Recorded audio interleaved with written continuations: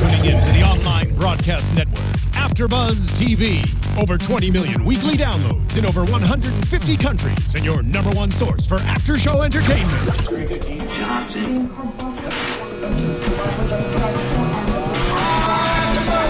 AfterBuzz TV, the destination for TV superfans, producing after-shows for over 300 of your favorite TV shows, interviewing celebrities and showrunners, and bringing you behind-the-scenes exclusives. All thanks to E! Entertainment's Maria Menounos, producer Kevin Undergaro, and internet leader Akamai. Now, let the buzz begin!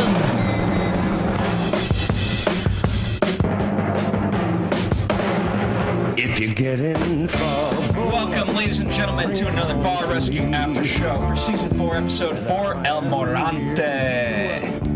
We have a full panel today. Unfortunately, Dorinda Barker is not part of that panel, but we have instead Mia Mastroni joining us again from the Soho House. You guys know her. She's from the Soho House, but even more impressive, she's a regular on Bar Rescue. And the Bar Rescue After Show at this point, we can safely say. And I'm going to say that, you know, Mia, we met your rival this week, I think.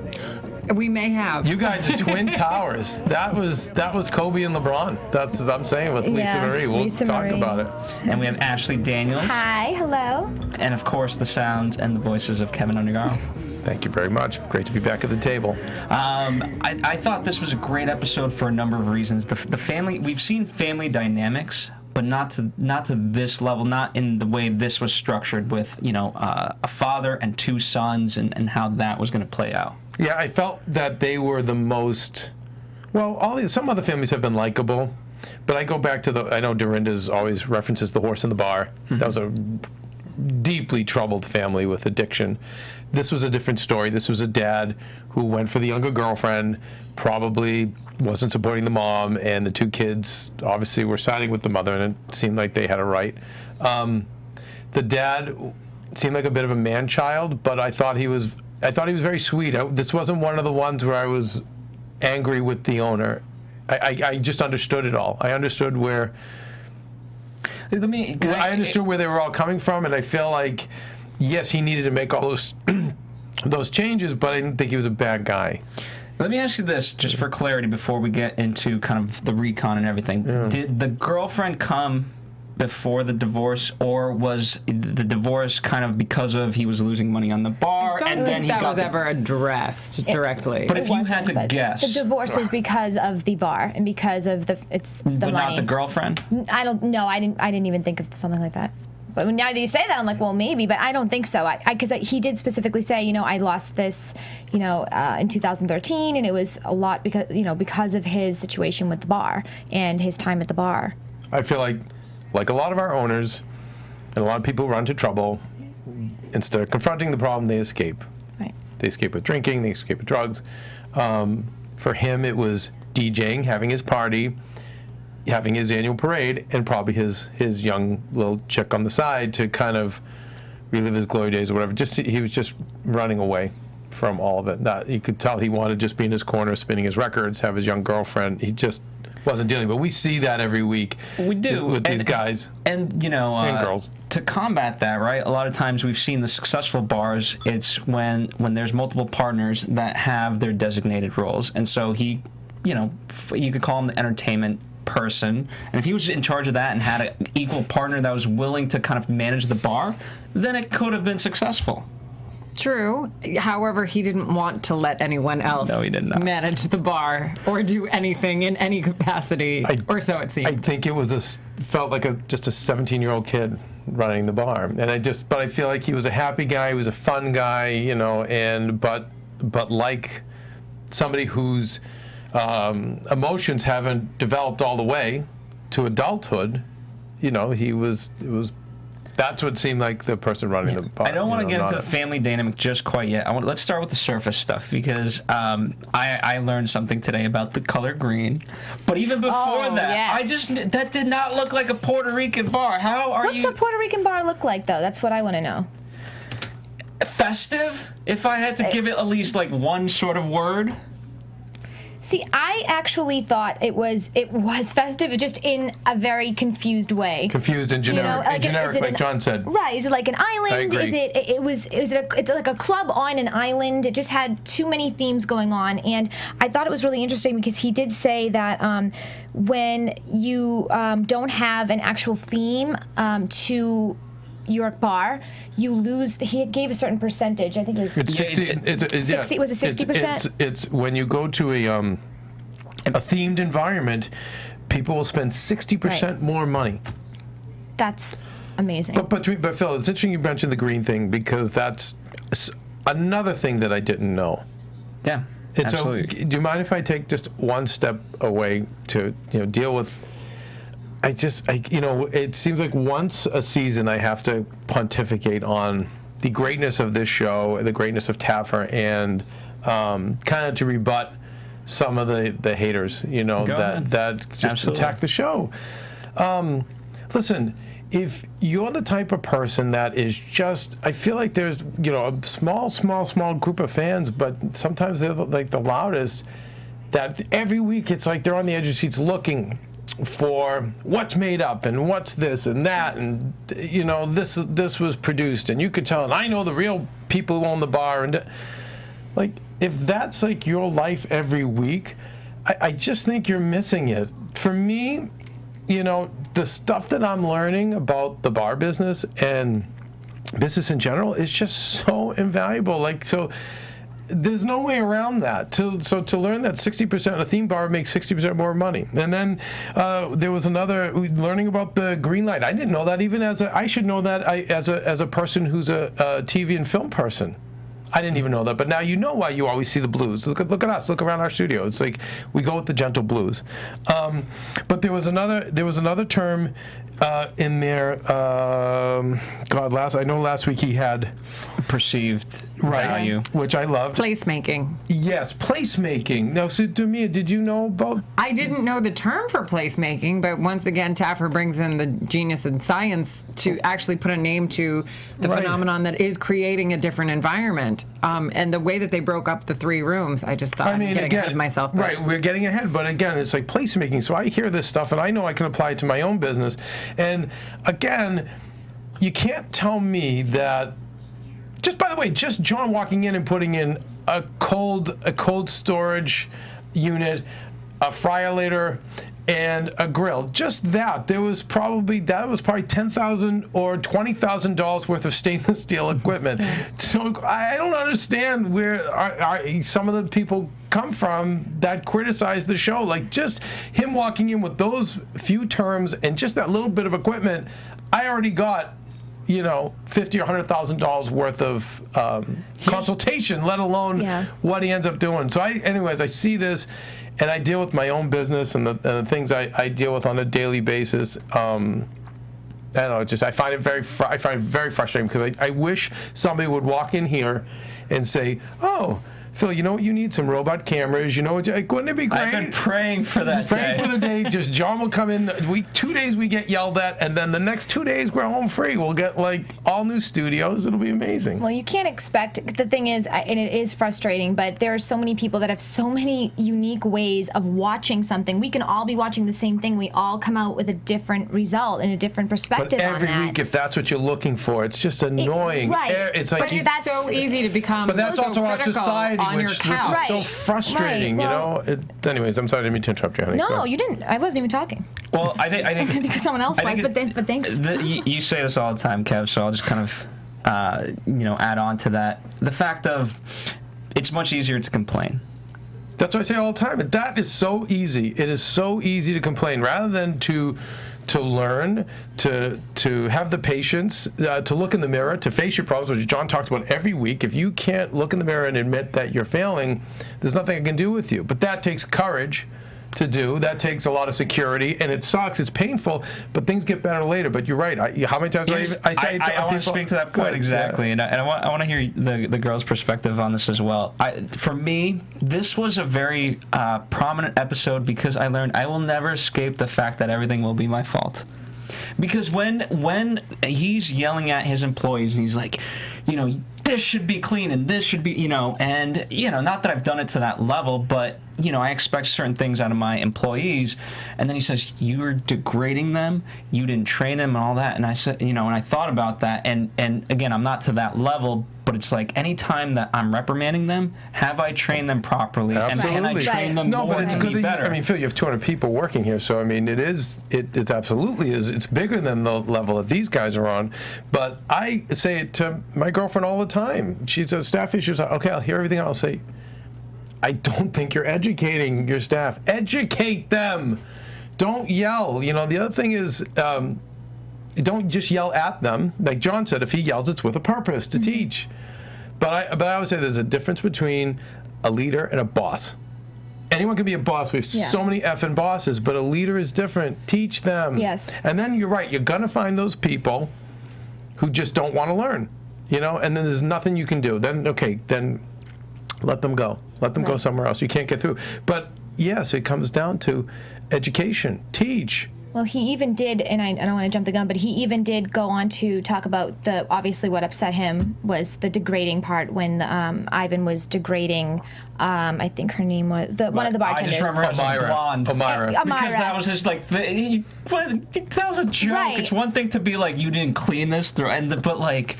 And on the microphone. But he does say, Taffer does say, like, he wants to make sure that he signifies the difference between what he does and when he yells versus what he was doing, what Ivan was doing, and that there is a difference. And I'm so glad he did that, because going on with what you said, how there are people that, just attack or that just say things that they don't even know what they're talking about. In that sense, a lot of people will say, oh, well, he just yells. No, he doesn't just yell. And I'm so glad that he went on to say, like, this is a completely different thing what you're doing, what I'm doing. When I'm yelling, it's because I'm teaching you something. Right. I'm not yelling at you and attacking your character. I'm fixing a situation. So. And I'm also in terms of teaching, I'm showing you what it's like to be degraded. How do you like it? How does someone succeed in that environment? How do those bartenders succeed in that environment? And the thing was, John at one point did ask one of the bartenders, how often does this happen? And she said every day. Every day. And that was when John made Ivan apologize, and he went behind the bar and gave his half-hearted apology. And I mean, John even asked the bartender, he's like, you get this every day. Do you even want to hear the apology? No. And at that point, I mean, you can't respect your boss who's berating you at your job every day. Well, one of those guys that is yelling at everybody, clean this, do this, too much pouring. Shots for everybody! Yeah. Woo! I mean, like, well, he wanted to be the good guy. That's it. Yeah, he wanted to be, again, 17-year-old. Right. And again, that's why it's even funny, the cleaning and all that. It wasn't really about the cleaning. It was like, look at me. I'm the boss. Yeah. And by the way, I have to say, I knock so many of these owners. I really like this guy.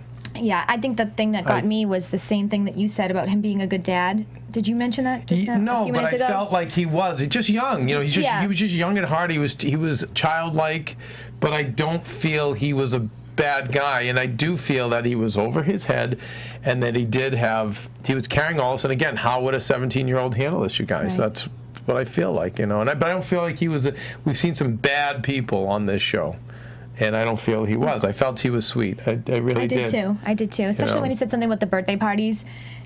He said, that was the line that got me, because I feel like a lot of... You guys had the best birthday parties. Parents say things like that because it's sad, because they have done so many good things, and they immediately, I can't imagine being a parent, and just like that moment where you feel like, well, wait, what about all the things I did? And it was just so innocent, and it was like, well, I'm reminding you I was a good dad, like... Right. And yeah, that got me. And they're extra beating him up. Like, we don't know if him and the wife had run their course. Like, he is entitled to fall in love with someone else, but as long as he's paying his alimony and his things like that. I always even say with divorce, it all depends on how people handle it, but it happens. People fall out of love, and they, he was entitled to have somebody else, but don't bring it around the bar, because it upsets these two kids who love you and look up to you. And by the way, who you're totally dependent on. They're your racehorses. They're your stallions. Because of them, this bar really can succeed. And that's what he wasn't seeing that. He had that, I think, as part of, when do I get to have fun? Yeah. It was like, okay, well, let them run it, and you can have the fun. Right. But I do, I want to talk about the... Probably start in order, right, from Recon? Well, I mean, unless you guys want to talk more about Recon, I'm sorry, not Recon. Yeah, but just in Recon, I mean, I wanted just a shout out to Chef Lamas because he did our episode. Yes, he did. That we did that I got to was my Make-A-Wish that I got to do with you guys. Potato skins. Yeah. And he's great guy. He's phenomenal. I love to watch him. And just a genius move to bring him in for a Puerto Rican bar. It was great. And I have to say, like, I really love Lisa Marie. I think you and her are twin towers. Totally. I thought of you as right? well. Yeah. She's the Suicide Girl version of Mia. You know what I mean? It was like, I thought she was great. She was spunky. And you know who I'd like to see more of too? And just a shout out, was his name Vic Vegas? Oh, right. Was that his name, Vic Vegas, or was it something Vegas? He's a friend of John's, but he was another one that just, he had a lot of attitude. He was a fun guy to watch. But I thought she did a really nice. Yeah, I did too. Nice job. And you could just see what she was seeing in the car. But Chef Lamas too, and I thought it was a perfect group for this bar. Absolutely. He was very impressive. He was one of the best Latin chefs in America. Oh, he's phenomenal. I mean, that's a huge thing. That's awesome. I remember just eating, what he had made at the bar we were a part of. Absolutely fantastic. Yeah. Really? Yeah. But in terms of the family quarrel, right? John gets in there. We obviously talked about him being degraded in terms of El Moronte versus El Commodore. By the way, El Comandante, great name, great DJ name. Absurd. Yeah, absurd. But these family things, we've seen always kind of John be a part of it. This, he let them, from what I can recall, for the first time, really hash it out on their own. Right. He says, like, you guys have to get it together and let me know if you guys are ready to do this. Because if not, I'm out.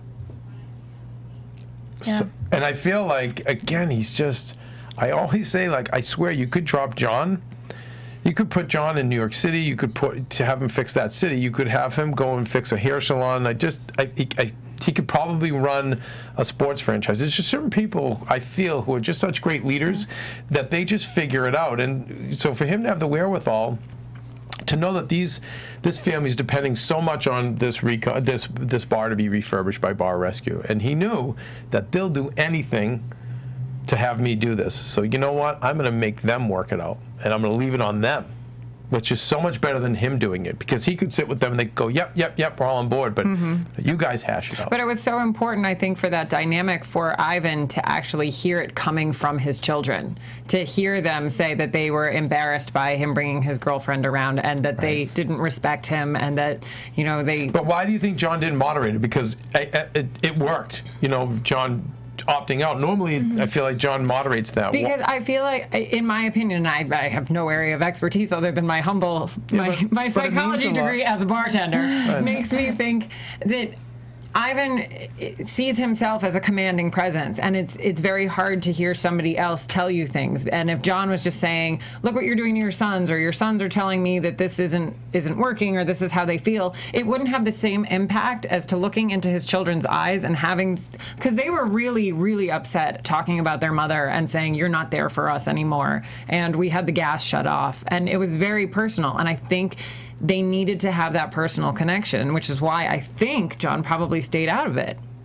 Wow. Just my opinion. Okay. And I think, obviously John does his research, so I think in terms of the son having, the water shut off and things like that, I think that's something that he would know, and that they've shared, together, and he's like, okay, you know what, that's something you need to tell him. It can't be me. Right. I love that about him. That's one thing. He knows when to step in, and he knows when to let them hash it out on their own.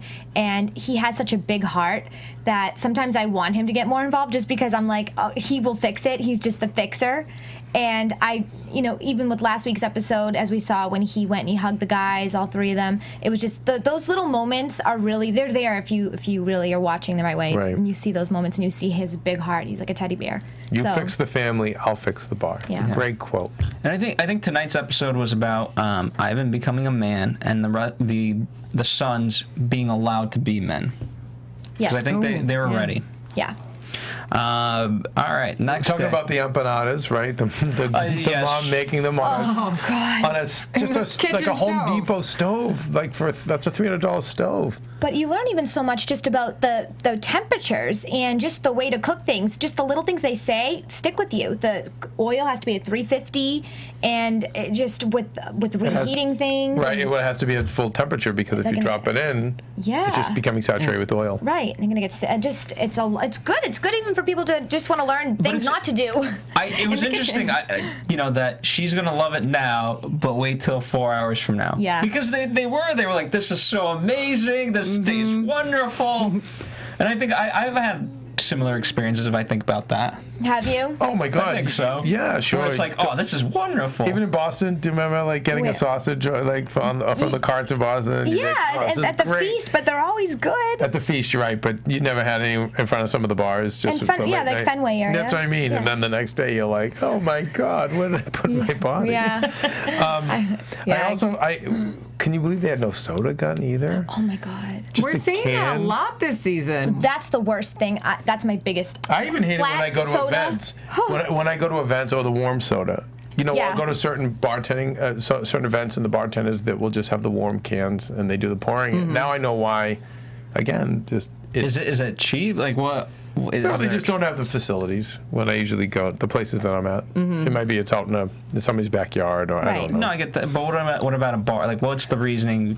Because obviously we've seen him. He cheaped out on the vodkas with putting in cheap vodkas. I think I would say just lame. Because normally you go to Coca-Cola or you go to Pepsi, you make a deal with them. They give you a ton of swag. They usually put the equipment in for free, just to have you pour their product.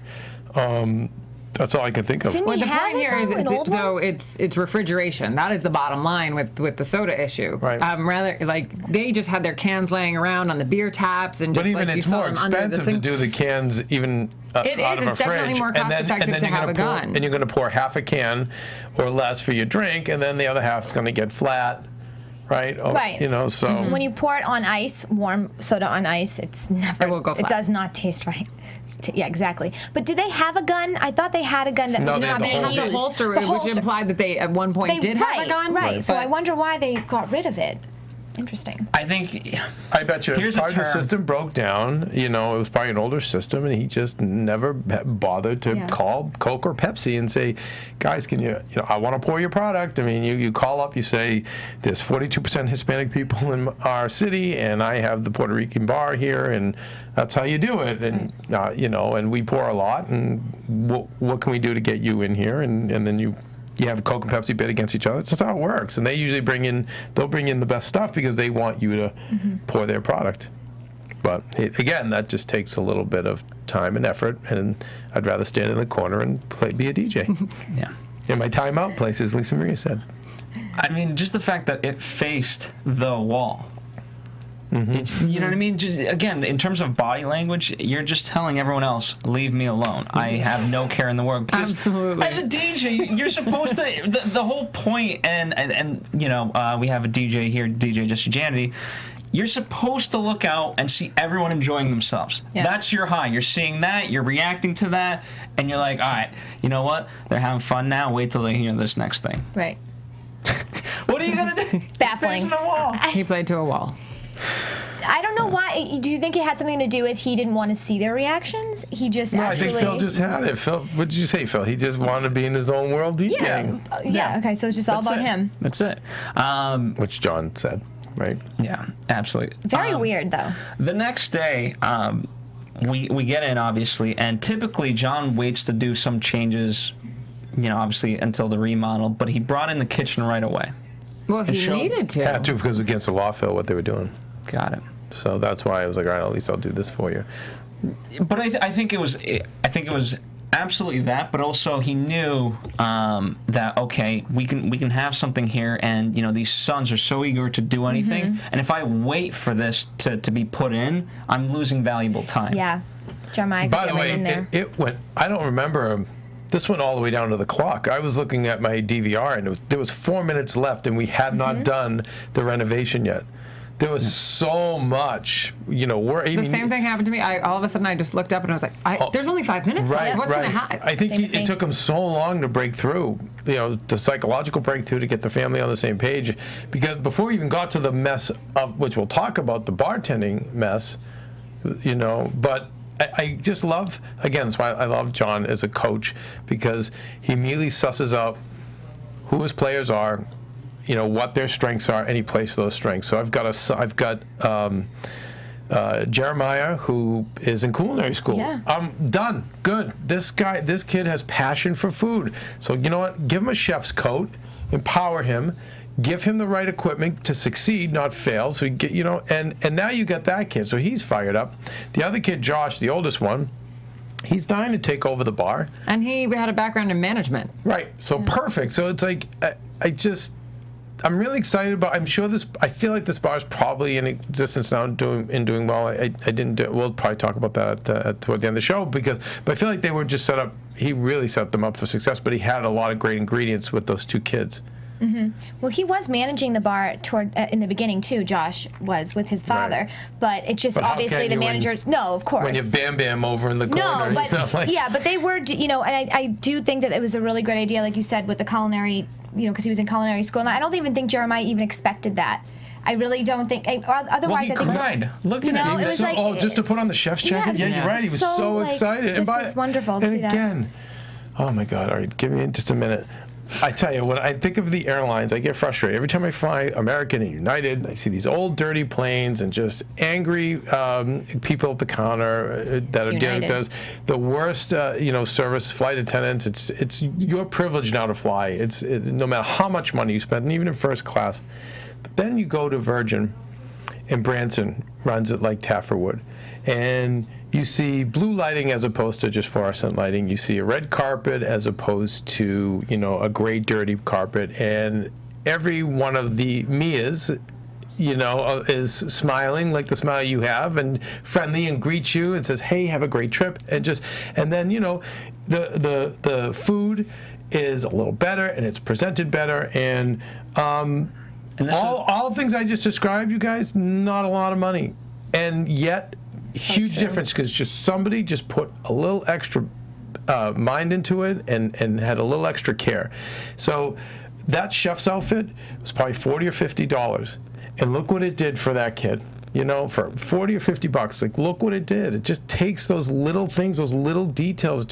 I get frustrated when I'll see businesses. I'm watching Burger King go down the tubes. It's like still 92 in that place, but yet you go to McDonald's and you see always evolving, always growing, always changing, but the changes they're making, it's not often a lot of money. It's just that thought, you know, and being in that place of Kaizen, which is continuous improvement.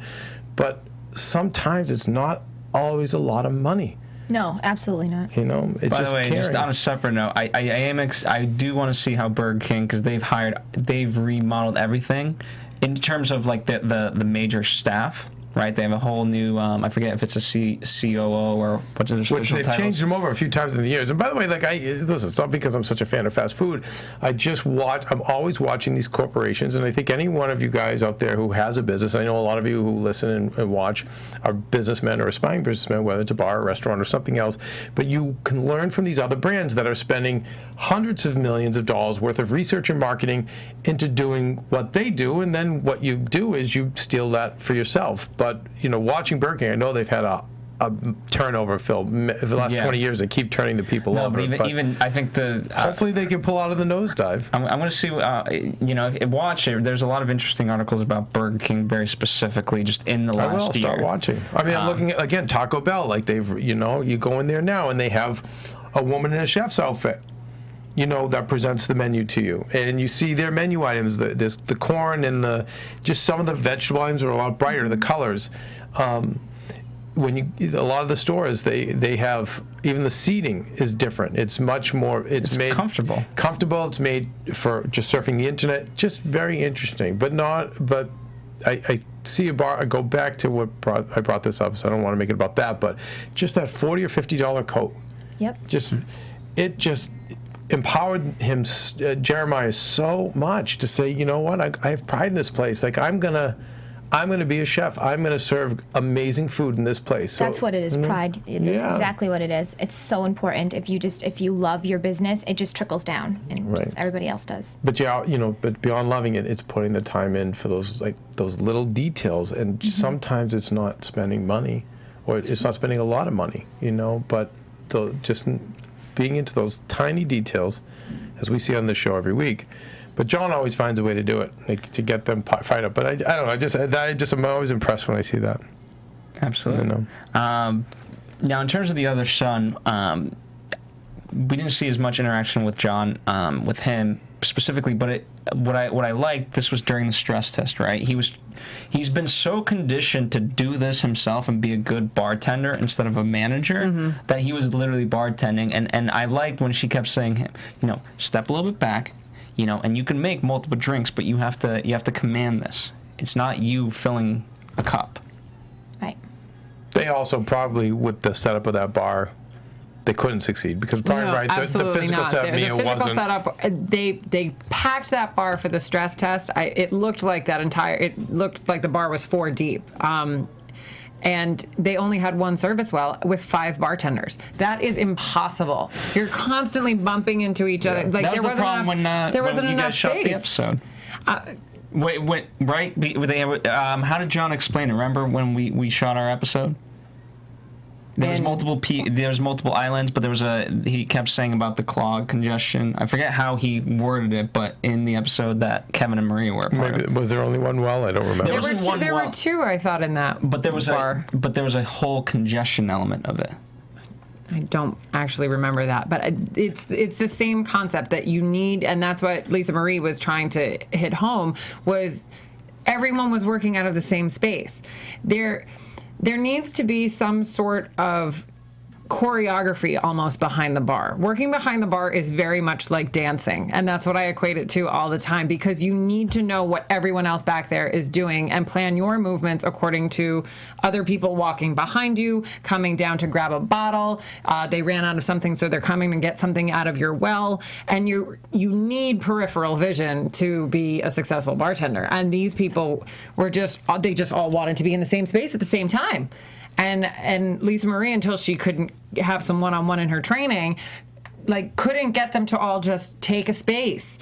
And that happened in a rescue I did back in Kansas City, the Twin versus Twin episode. There was only one well, and that was a horseshoe bar, and they had 4 or 5 bartenders behind that bar. But the difference was those bartenders created workstations for themselves. They inherently knew that I need a space, I need a workspace. Whereas these people were just all congested in, well, the well is here and I've got to be in here. And that's why it was just falling apart. Right. But the bar was not set up for 5 bartenders. For success. Did it have anything to do with the fact that they couldn't make a pina colada? Because that, to me, was shocking. Not having a pina colada on the menu, not knowing how to make it. The drink Shocking. of the Puerto Rican drink, right? The biggest, Crazy. Well, I think that's probably why Josh had to step in so many times, because they didn't even know how to make some of the items. But it makes you wonder, what were they doing when the cameras were off? Was he trying to teach them as well? Because it didn't seem so, but he very much wanted this to be his Puerto Rican bar, and yet it didn't seem like anything other than the grandmother making empanadas in the kitchen, reheating, and him DJing, and his DJing abilities. There did not seem to be any sort of cocktail list in place, and they certainly didn't know how to make a pina colada, let alone much else, it seemed. So no. Needless to say, how would you guys rate the stress test in accordance with other stress tests? Good, bad, better than average? Well, it was a smaller bar, so it didn't appear as big a disaster. And there was only one thing on the menu, it seemed, was the empanadas, and we didn't know where any of those were going. But it seemed like because it was such a smaller bar and just so congested, it was a cluster F. But at the same time, I think some of the bigger bars where we've seen waitresses going all over the place, and who's got this food and who's got that food, and then the bar is in the same shape. So I don't know, I'd say it's on par with the. Well, some of the bad ones, but I don't think it's the worst one we've seen. It was certainly effective, though, because, the whole point of the stress test is to show your weaknesses and where things break down. And it absolutely succeeded Right. in that purpose. Right. I mean, I think just the fact that, as going back, people were liking the food, it's kind of shocking. I mean, obviously, we know they're not going to be as happy later, but when you hear that someone's saying, like, oh, this is good, it kind of, we don't really hear that very often with a stress test. So. But that was the only thing that they were offering. I know. And yeah, it was more quiet, and that doesn't always mean that it's a better situation. I was going to say the other thing that's interesting is John did say this is the most disorganized bar I've ever seen. So he might have just said in a fit of rage, but who knows with editing, it may have been. I mean, that's a pretty bold statement for having done however many hundreds of bars. Mm-hmm. So I thought that was interesting. Moving ahead, Phil, the other thing is learning about the experience of the pour from Lisa Marie. I thought that was cool. Just show them how you layer the drink and how you build it, because it's all part of it. No, I would never would have thought of that. Yeah. Mia, can you speak to the experience of the pour? The pour is bartending 101. Of course, it's. But do you also cater to the experience of the pour? Oh, absolutely. Having a cocktail is a complete. It's not just about taste. It is should be an experience for all of your senses. You look at the drink first, and if it's visually appealing, then you're like, oh, I want to taste it. You have so many different layers around a cocktail: the glassware that you put it in, the garnish that you decorate it with, the color of the spirits that you're using, the freshness of the ingredients. There's so many different layers that go into building a cocktail, so it's not just something you're drinking, it's actually a work of art. And I mean, I like to think that I put love in my drinks. It's my little, no, but it's great ingredient, and it's so important. And I love the fact that she was making a conscious effort to tell them that aspect of bartending, because it's more than just putting a drink down in front of somebody. You need to put care into what you're doing, and that's what translates across the bar. Yep. It's funny, Phil, when because the next kind of hurdle we see, that's why this was such a rich episode, is he was marrying bottles. He was stealing. He was putting, cheap liquor into the top shelf bottles. And that was, I mean, in terms of how he found out, how John found out. With the bartender. Yes. Mm-hmm. Which is such a great device. Genius. That was such a confronting moment, though, saying, how is the open bottle more full than the unopened bottle? Yeah. And now it just makes you think, when you go into a bar and you maybe see some full bottles, you might look twice at that bottle and say, that's weird. That's not, you can Google it and just look yourself and see. So gonna have another minute for a sidebar, Phil. Do you guys mind? No, sure. please do. So Phil and I we were rushing to the studio tonight. We were down at E doing some business, and I know we know probably the only honest mechanic in all of Los Angeles, and so we send everyone from AfterBuzz to this guy, because he's super honest. And I said to you, God, Phil, it is just such a lesson in how honesty pays. And so as I said this to you on the way up, I reminded you of and I've said it on the air before, but I'll say it again, is that even the mafia, some of the biggest sociopaths we've ever had in this country, some of the most heinous individuals unethical people we've had in this country, but when they opened Vegas, even they realized that an honest card game pays more than a dishonest one. And the minute they switched over in the 40s to just, late 40s, just saying, no, we're going to run an honest game, and that's it. And anyone who was dishonest on our squad, we're going to break their legs. And it's when they did that, they realized that in the long run, they made more money. So here's this mechanic we know who's super honest, but it's even hard to get our cars booked in there because he has so much business. And so just talking to you about that 2 hours ago and seeing this episode, and again, I don't feel like this was a bad guy. I feel like he was at his wit's end. He was all alone. And again, how would a 17-year-old handle this? It's like that's what he did. So I don't think he's an evil guy. It was definitely not ethical. But it's those things that in the long run will not pay for you. Be honest, put out a good product. In the short run, it's going to cost you a few cents here and there, but in the long run, you're going to be good. It takes a long time to redo your reputation. Right. It takes a long time. With the face look of the bar and the new name, whatever, it's like they have as good a chance as any. Here's why I think it worked, because it was finally the moment where he was reprimanded to such a level that it wasn't obvious. You know, it took a lot, in that sense, it took a lot of digging to find that out. And he wasn't being yelled at for it. He was in front of everybody, but in a calm way of like, you're a thief. And that's just kind of, you know, I think that really broke him in that moment. And that's why, you know, when he's finally pouring out the bottle after bottle, and he says, "Where's the trash can? I just want to throw all this stuff out." I was like, but what I liked about him, and I go back to the canyon, and I don't know why that guy just, maybe because he was just such a jock bully. Ugh.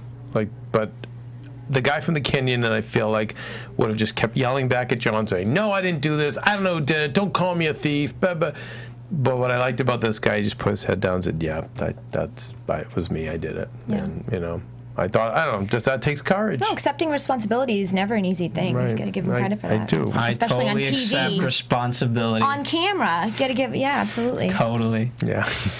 The canned responses. Yeah. Now here's where, unfortunately, the episodes kind of run past the hour mark. So for me, they kind of cut off. So I saw up until the remodel when Tres Cuatros, the 3 rooms. I saw the beautiful rooms, and that's about as much as I saw. Well, we know that at the end it does say that drink sales were up 20%, food sales are up 100%. So that's a good ceviche that they are, that shrimp ceviche. Yeah, well, they have a real kitchen now, and they have a real chef. Yeah. But I can see that being a great neighborhood bar. Mm-hmm. I mean, I thought the renovation was beautiful. Which room was your favorite? I mean, we got 3 rooms. Pick one. I know. I like the patio. I loved the patio. It was so vibrant. Right. It Yeah. was. And what John was explaining about bringing in the external lighting, so it made you feel like you were on a porch, and the shutters and I just loved those bright colors. And then it was so different, like the way he broke up all 3 rooms with the placemaking, that the back room was almost reminiscent of a cigar bar, with the leather chairs, and it was like a much warmer feeling. But I loved that patio setting in the middle. I'm the same way. I think I didn't realize how important lighting is to people until I worked at a restaurant, but that's probably one of the, that's a question I get at least once a week when I'm at Spago, is what's the lighting like, because I'm going on a date for the first time, and I want to, you know, the dimmer the better, and I'm like, well, go to Mastro's. But, you know, really is true, though. Yeah, and I never would have thought of that, but it's so I'm more so intrigued true. that people ask you that. People I've never ask me asked. I swear. Hey, I'm on a first date. How's the do. lighting? Because with this girl, it might be. Yeah, and it's like, true. what answer? What answer is the person looking for? I mean, when they get me on the phone. Well, I say that, you know, it's dim, so don't worry. Leave the makeup at home. No one can really see you once it's dark. No, but really, it is so important to them that they are, you know, there's no green lights in there. Let's just put it that way. But it's not as dark. There's other restaurants that are so dark you can't even see the person. So, yeah. All right. Well, another successful rescue here. Yeah, I think so. I'd love to go visit this place. Yeah, I would That's too. a good one. Yeah, New Jersey. That's not too far. You're going to New York soon. Yeah, maybe I will. Visit down there. Maybe I will. Maybe I will. No, You make a friend. I'm sure they'll welcome you with open arms. But he seemed like he loves new friends. That guy, you know, and I wish that I like these guys. I like the father and the sons, and he just lost his path along the way, and you know, hopefully that John helped him grow up a little bit and face things. I mean, you know, it's just amazing to me. You know, speaking about, you know, people who are bad business people or people who aren't mature, but I'm like astounded that you would even be considering. John Taffer is here. He's going to bring you almost up to $500,000 worth of renovations, and you're still on the fence about it, going to a parade. Oh my God! But by the way, guys, like I deal with it all the time in my own business. You know, I mean, actually, I was pontificating to you Sunday. We were at this major event with Maria Shriver, not to name drop, but like all the most powerful women in Hollywood, and I literally had people be like, you know, I was gonna go down to the beach and fly my kite. You know, I'm like, what? I don't know. Like, what? So anyway, the fact that he even had to consider that, I wanted to make mention. By the way, but I see it all the time, and I'm like astounded. We didn't get to it this week, but we do have a lot of, I can't call it fan mail, let's call it bar mail, because it's from like bar owners and things like that we should address next week. Oh, God. Some are good, some are a little bit wackier. Yeah, they're always mad because they don't like our take on things. So. Anyway, Ashley Daniels, where can the people find you? Twitter at Ashley Daniels and Instagram Miss Ashley Daniels. At Undergaro. Mia. Tell Mia.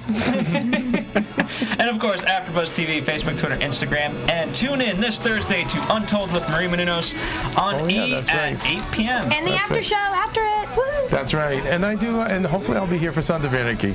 All right. So all I have left. We'll see you next week. From executive producers Maria Menounos, Kevin Undergaro, Phil Svitek, and the entire AfterBuzz TV staff, we would like to thank you for listening to the AfterBuzz TV network.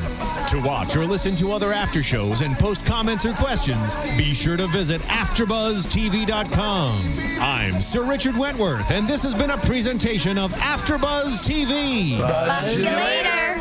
The views expressed herein are those of the hosts only and do not necessarily reflect the views of AfterBuzz TV or its owners or principals.